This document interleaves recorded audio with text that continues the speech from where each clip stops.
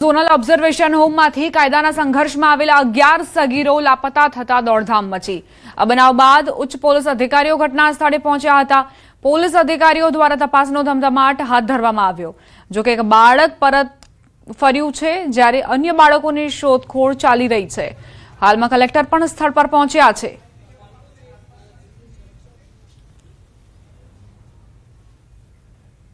રાજકોટના બાળ સંરક્ષણ ગૃહમાંથી 11 જેટલા કાયદાના સંઘર્ષમાં આવેલા બાળકો છે તે અત્યારે લાપતા છે, જેમની તપાસ માટે અત્યારે પોલીસની ટીમ પહોંચી છે। પોલીસ દ્વારા અત્યારે તપાસ કરવામાં આવી રહી છે। જે રીતે રાજકોટ શહેરમાં જે ગોંડલ રોડ ઉપર આવેલું આ બાળ સંરક્ષણ ગૃહ છે અને ત્યાંથી જે ગઈકાલ રાત્રે અથવા તો આજે વહેલી સવારે 11 જેટલા બાળકો છે તે ગુમ થયા હોવાનું સામે આવ્યું છે। આ બાળકો છે તે કાયદાના સંઘર્ષમાં આવેલા છે, સગીર છે, અને એટલા માટે જ તેમને જે ઝોનલ ઓબ્ઝર્વેશન હોમ છે ત્યાં રાખવામાં આવી રહ્યા છે।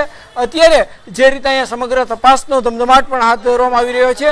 રાજકોટ શહેરમાં જે ગોંડલ રોડ છે ત્યાં આ જે છે આ સમગ્ર જે બનાવ બન્યો છે, અત્યારે પોલીસ અધિકારીઓ દ્વારા જે છે ગોંડલ રોડ, ઢેબર રોડ સહિતના અલગ અલગ વિસ્તારોમાં આવેલા સીસીટીવી ફૂટેજની તપાસ કરવામાં આવી રહી છે। બીજી તરફ જે અત્યારે અહીંયા જે અલગ અલગ જે પોલીસ અધિકારીઓ છે તે વિવિધ દિશાઓમાં તપાસ કરી રહ્યા છે। આજુબાજુના સીસીટીવી ફૂટેજ પણ મેળવવામાં આવી રહ્યા છે અને તપાસ કરવામાં આવી રહી છે। જે રીતે ડોગ સ્કોડ પણ અત્યારે પહોંચી હતી અને ડોગ સ્કોડ દ્વારા પણ અત્યારે તપાસ કરવામાં આવી હતી। જે રીતે આ જે 11 જેટલા કાયદાના સંઘર્ષમાં આવેલા બાળકો છે તે ગુમ થતાની સાથે જ ક્યાંક ને ક્યાંક જે છે અત્યારે અનેક સવાલો પણ ઉઠી રહ્યા છે અને ઉચ્ચ અધિકારીઓ જ્યારે મીડિયા સમક્ષ આવશે ત્યારે તમામ સવાલોના જવાબ પણ તેમની પાસે માંગવામાં આવશે। પરંતુ અત્યારે 11 જેટલા જે બાળકો છે, જે કાયદાના સંઘર્ષમાં આવેલા બાળકો છે તે ગુમ થતા ક્યાંક ને ક્યાંક શહેરમાં પણ ચકચાર મચી છે। હાર્દિક જોશી, ન્યૂઝ 18 ગુજરાતી, રાજકોટ।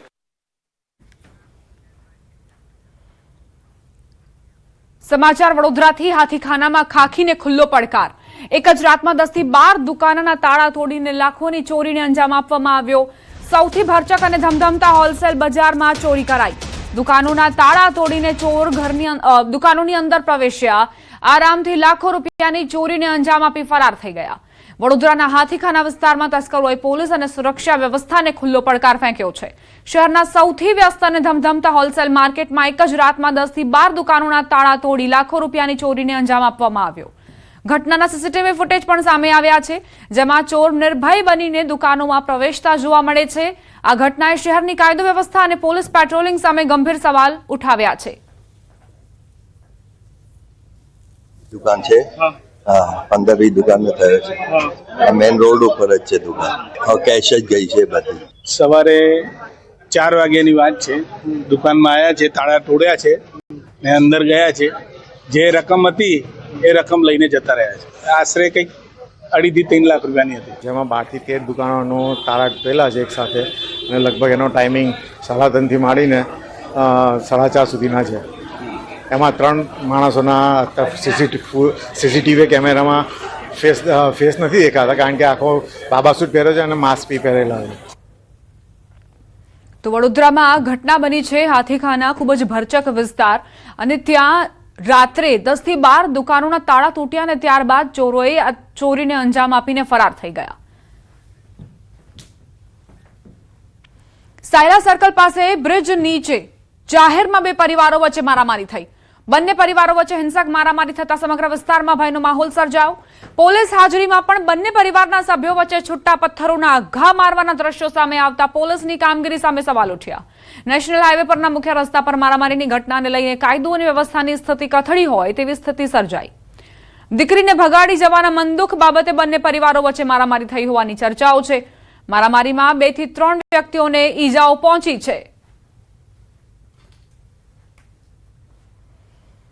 સુરેન્દ્રનગરની આ ઘટના કે જ્યાં 2 પરિવારો વચ્ચે મારામારી થઈ અને એવી ચર્ચાઓ ચાલી રહી છે કે યુવતીને ભગાડી જઈને પ્રેમ લગ્ન કર્યા બાદ પરિવાર વિફર્યો હતો અને બંને પક્ષ સામસામે આવી ગયા।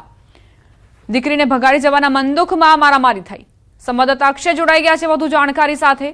અક્ષય, આ બ્રિજ નીચે 2 પરિવારો સામસામે આવ્યા છે, શું જાણકારી?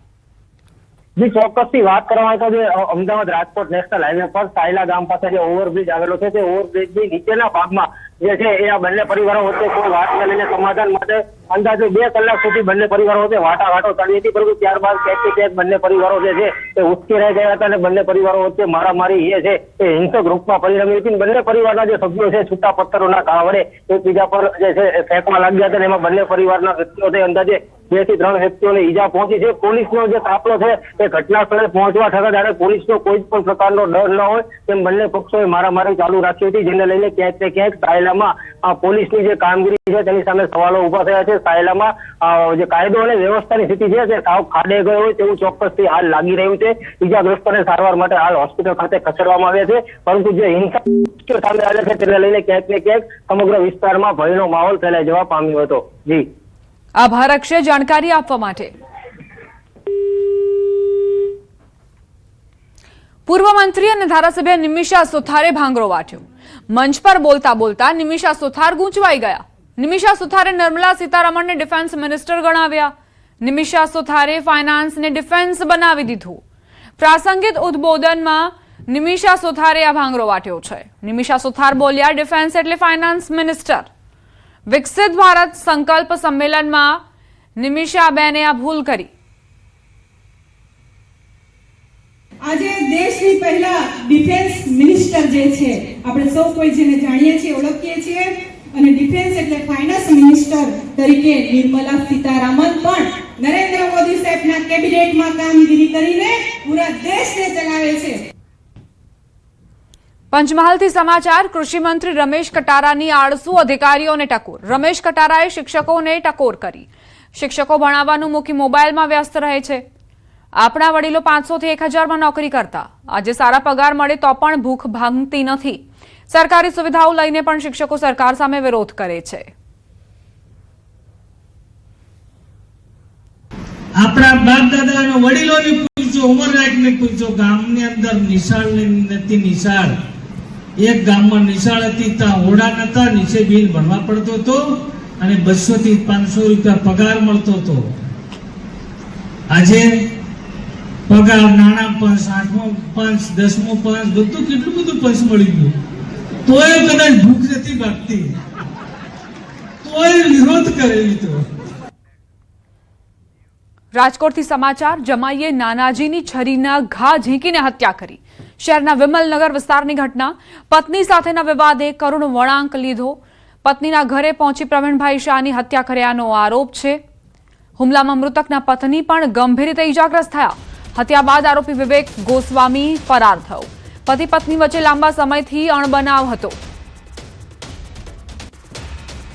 મૃતકના પરિવારે મૃતદેહ સ્વીકારવાનો ઇનકાર કર્યો. જ્યાં સુધી કાર્યવાહી ન થાય ત્યાં સુધી ઇનકાર. મૃતકના પુત્રીએ પોલીસ પર ગંભીર આરોપ મૂક્યા. પરિવારે 22 મેના દિવસે યુનિવર્સિટી પોલીસને અરજી આપી હતી.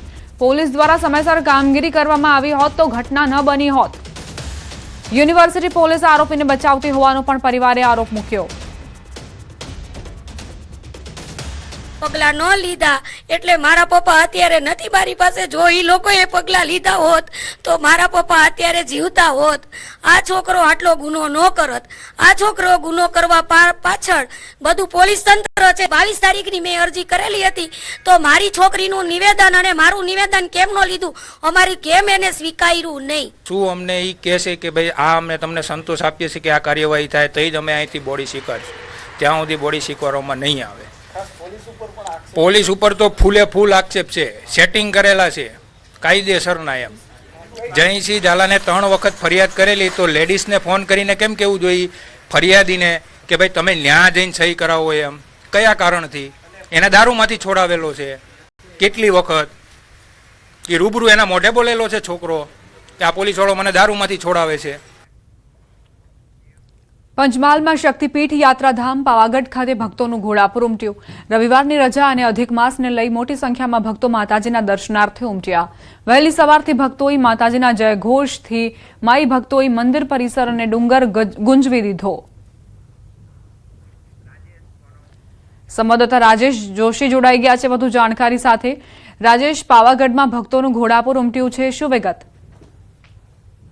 ચોક્કસ આજે રવિવારે રજા સાથે સાથે જ હવે જે રીતે વેકેશન ખુલી ગયું છે અને સાથે જ બાળકોને સ્કૂલમાં જવાનું શરૂ થયું છે ત્યારે અધિક માસ છે ને અધિક માસમાં જે માતાજીની શક્તિપીઠના દર્શન કરવાનું ખૂબ જ મહાત્મય રહેલું હોય છે, જેથી આજે વહેલી સવારથી જ યાત્રાધામ શક્તિપીઠ પાવાગઢ ખાતે ભક્તોનું ઘોડાપુર જોવા મળી રહ્યું છે. વહેલી સવારે મંગળા આરતીમાં પણ હજારો ભક્તોએ દર્શન કર્યા હતા અને હાલ પણ જે ભક્તોનો પ્રવાહ છે તે અવિરત જોવા મળી રહ્યો છે. જે હાલ અધિક માસ ચાલી રહ્યો છે, અધિક માસની આવતીકાલે સોમવતી અમાસ્યા અને પૂર્ણાવતી છે, પૂર્વે માતાજીના દર્શન કરવા માટે ભક્તો આજે પણ મોટી સંખ્યામાં હાલ આવતા જોવા મળી રહ્યા છે. જી આભાર રાજેશ, જાણકારી આપવા માટે.